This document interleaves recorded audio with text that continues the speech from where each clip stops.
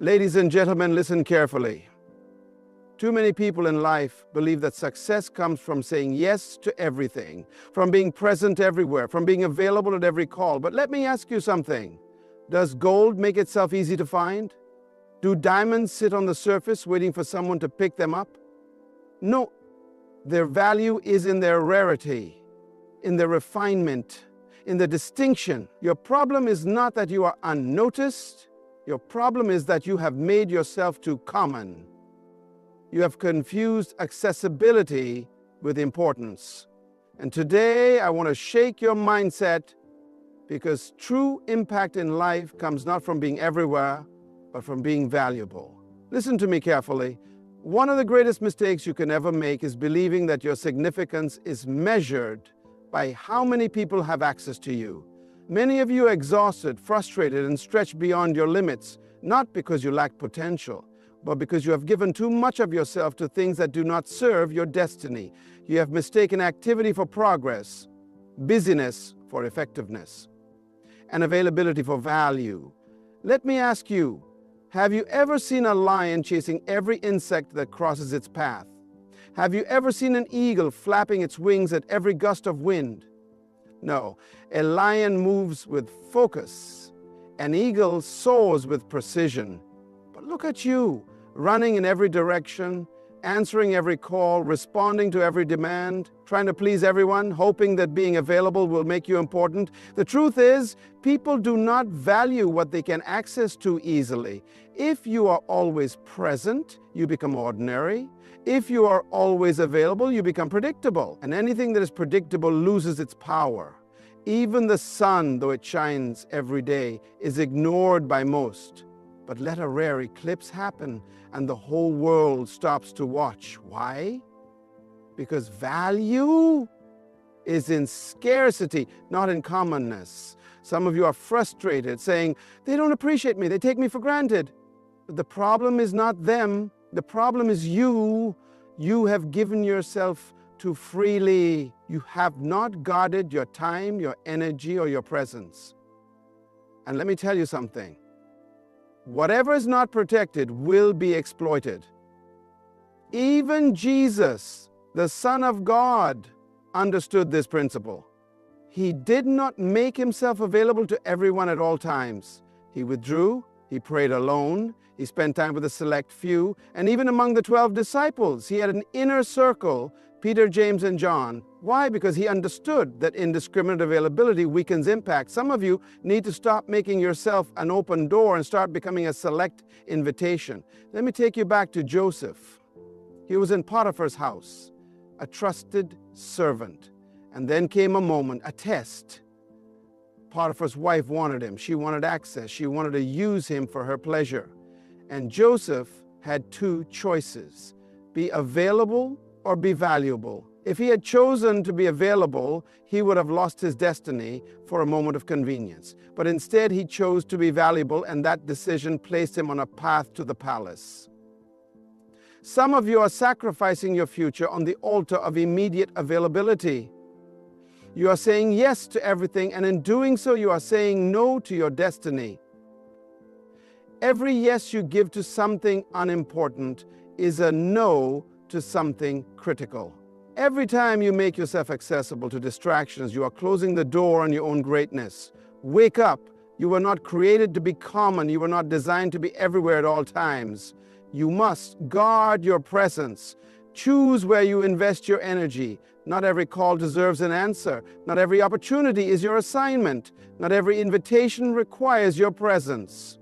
If you do not take control of your availability, people will waste your life for you. From this day forward, stop chasing recognition through presence and start building your worth through refinement. Because the truth is, the world does not chase what is always available. It chases what is truly valuable. We live in a world where people believe that visibility equals value. They think that if they are not constantly seen, constantly in the spotlight, constantly in front of people, then they are not progressing. But that is a dangerous deception. A seed is never seen while it is growing. A tree does not sprout overnight. A foundation is buried deep in the ground before a building ever rises. The most valuable things in life are prepared in private before they are revealed in public. And yet, so many of you are desperate for exposure before you have built substance. You want to be recognized before you are ready. You want to be called great before you have done the work. But let me tell you something. What is revealed too soon will be destroyed too quickly. Do you know why God hides you before He promotes you? Because greatness must be developed in the dark. Before David ever held a throne, he held a slingshot in the wilderness. Before Joseph ever sat on the throne of Egypt, he was locked in a prison. Before Moses ever led millions, he spent 40 years in the desert. And before Jesus ever started his ministry, he spent 30 years in obscurity preparing. The problem is, many of you despise the season of preparation. You are frustrated because no one sees you.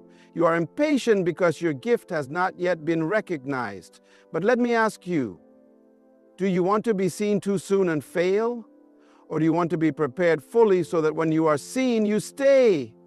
A student locked in a library is not wasting time. He is investing in knowledge. A runner training in isolation is not being ignored. He is being conditioned for victory. A musician practicing behind closed doors is not being overlooked. He is sharpening his skill. The question is, are you willing to be hidden so that when your time comes, you will be ready? So many people today crave attention, but attention is not the same as anointing. The fact that people know your name does not mean you are valuable. Popularity does not equal power. Fame does not equal fulfillment. If you rush to be seen before you are ready, you will crumble under the weight of exposure. You must first develop in private what you want to sustain in public. Even Jesus understood this. Do you realize that the Son of God himself did not start his ministry until he was 30 years old? Why? Because even he needed preparation. If Jesus had to grow in wisdom before he stepped into his calling, what makes you think you can skip the process? What makes you believe you can be effective without being equipped? You must shift your mindset. Stop seeking attention and start seeking refinement. Stop chasing the spotlight and start embracing the process. Stop trying to be seen and start working to be strong, because when the time is right, when your preparation is complete, when your foundation is strong, God himself will reveal you. And when he does, no man will be able to ignore you. The world does not need people who are just present. It needs people who are prepared. One of the greatest skills you will ever develop in life is the ability to say no without guilt. Some of you are exhausted, burned out, and overwhelmed, not because you lack talent, not because you lack time, but because you lack discipline in your decisions. You say yes to everything and everyone, thinking that availability equals significance. But let me ask you, have you ever seen a king begging for attention? Have you ever seen a CEO running around trying to please everyone? No, because they understand something that many of you have not yet learned. What you say no to is just as important as what you say yes to.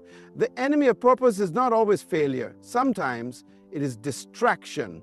And the greatest distractions in life often come disguised as good opportunities. Many of you are entangled in things that look important, but they are not your assignment. You are doing what is nice instead of what is necessary.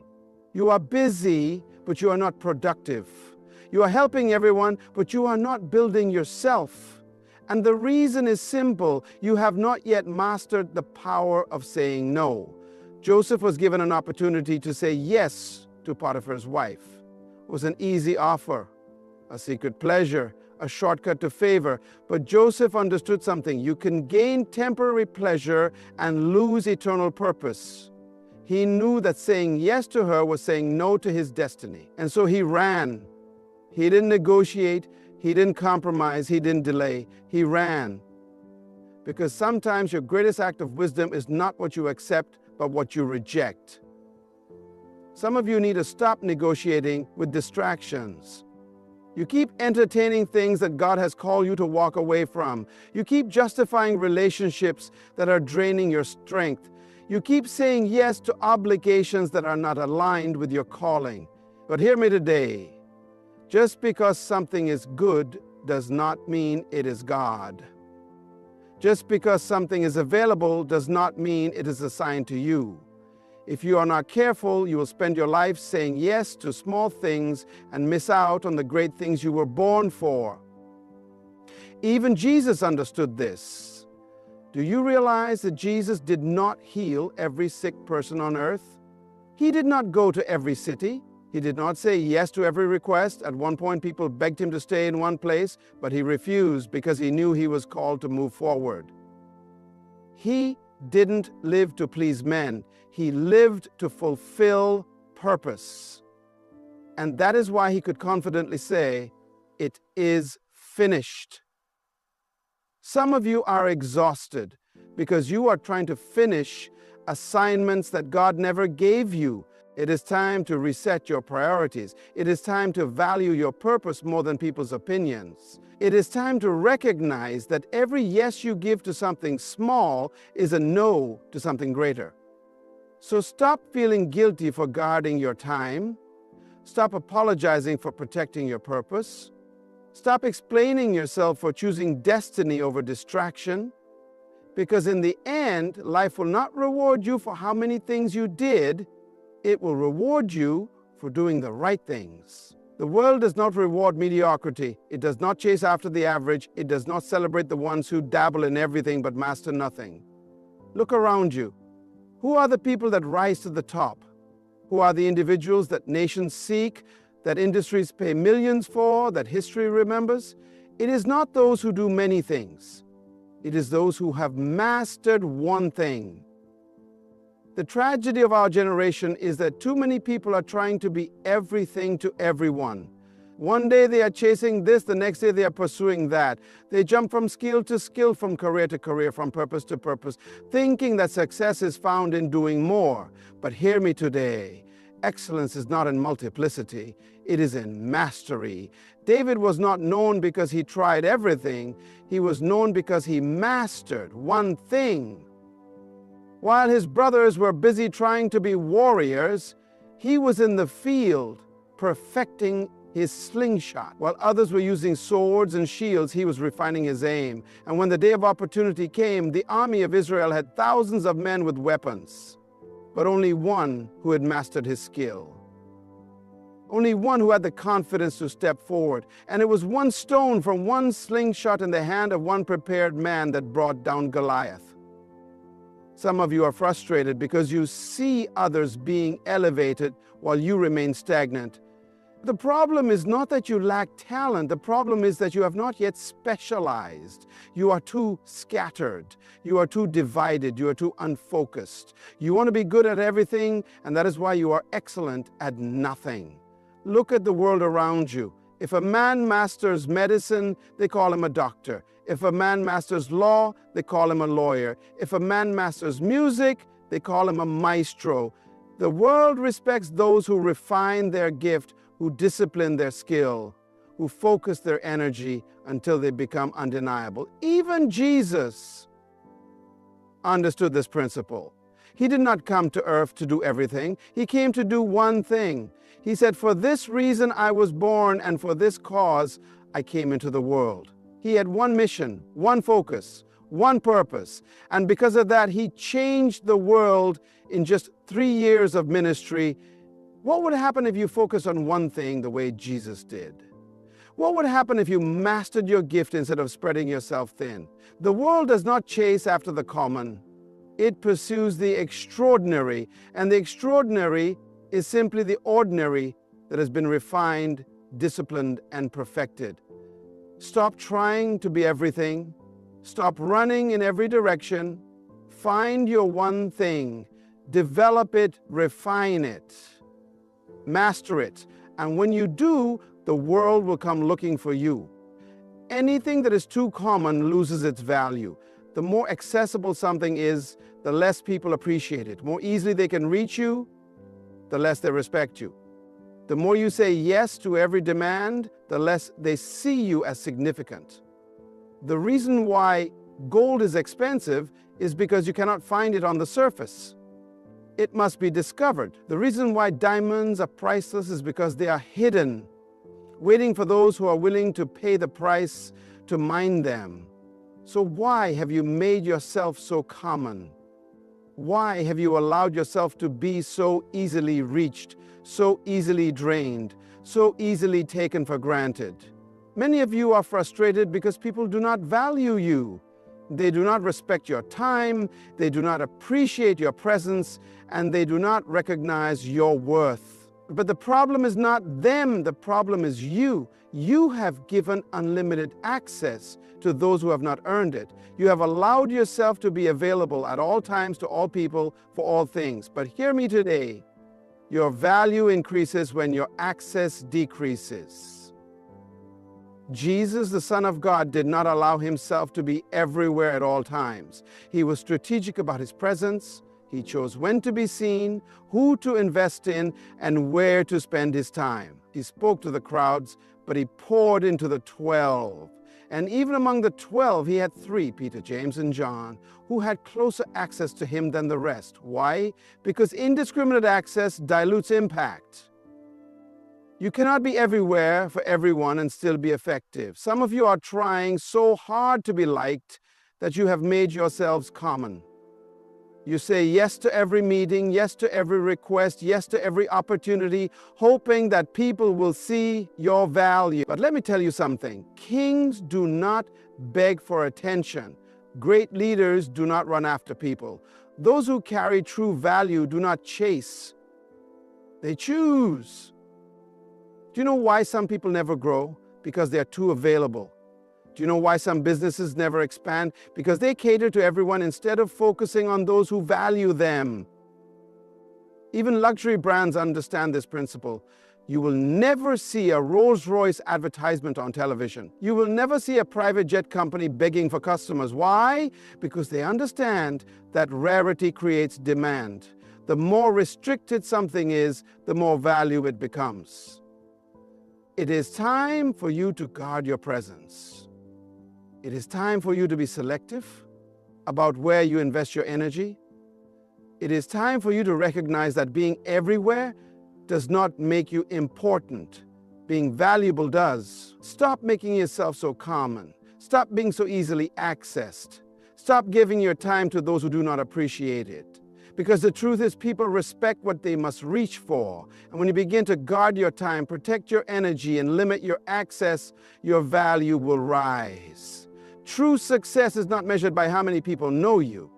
It is measured by how many lives you have impacted. It is not about how often you show up. It is about how much value you bring when you do. Too many people spend their lives trying to be seen, trying to be noticed, trying to be in every room, every meeting, every event, hoping that their presence alone will make them significant. But hear me today. It is not your presence that makes you valuable. It is what you carry. A doctor does not walk into an operating room just to be seen. He comes in with skill, knowledge, and the power to heal. A lawyer does not enter a courtroom just to sit. He comes with wisdom, strategy, and the ability to defend. A leader does not stand before people just to be recognized. He speaks with authority, bringing vision and direction. The question is, what do you carry? When people encounter you, what do they receive? When you open your mouth, do you bring wisdom or just noise? When you enter a space, do you make a difference, or are you simply taking up room? The tragedy of our generation is that many people want to be in places they have not yet prepared for. They want to sit at the table, but they have not yet developed anything to contribute. They want to be invited into greatness, but they have not yet cultivated greatness within themselves. And so they chase visibility instead of value. They seek popularity instead of purpose. They desire recognition instead of refinement. But let me tell you something. When you truly carry something of worth, you don't have to push your way in. People will pull you in. Joseph was not looking for Pharaoh. Pharaoh was looking for Joseph. Why? Because Joseph had something of value. He carried wisdom, solutions, and strategy. Daniel did not beg for influence. Kings sought him out. Why? Because Daniel had excellence, knowledge, and the ability to interpret mystery. Even Jesus, at just 12 years old, was found in the temple, amazing the scholars, not because he wanted attention, but because he carried divine wisdom. If you spend your life chasing attention, you will always be at the mercy of other people's approval. But if you spend your life building yourself, refining your gift, sharpening your mind, and mastering your craft, you will never have to chase opportunities. Opportunities will chase you. The world does not need more people who are simply present. It needs people who carry solutions. It does not need more noise. It needs wisdom. It does not need more performers. It needs problem solvers. It is time to shift your focus, stop wasting energy trying to be seen, and start working to become something worth seeing.